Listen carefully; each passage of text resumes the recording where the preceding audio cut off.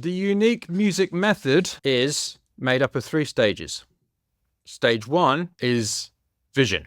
And in vision, this is often the step that people get stuck on, and it's all that they do, and then they wonder why they can't make unique music. But it's the bit where you go, all right, well, I'm influenced by this. I like that. I like the idea of putting these 2 things together.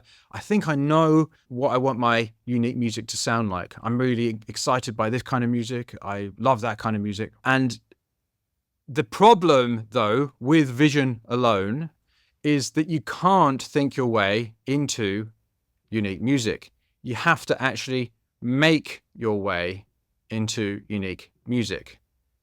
So you have a practice of play, right? So you essentially, in play, you do tests. You run musical experiments to see what works.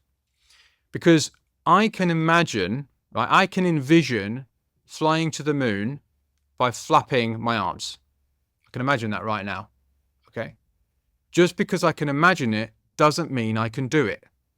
Similarly, it's like one of the biggest problems I notice all the time is people go, I know exactly how I want my music to sound. I just can't get it out of the speakers. I'm like, red flag. Right?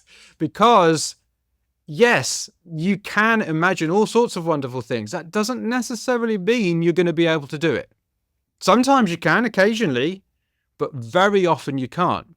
So in other words, vision isn't the goal. Vision is a direction in which you are traveling. And through experiments, you're learning what works and what doesn't, what you can do and what you can't. A way of thinking about vision is that you're becoming conscious of what you want to do. It's going from unconscious to conscious.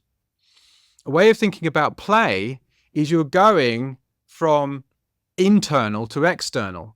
You're actually finding out whether what's in your head works in the real world.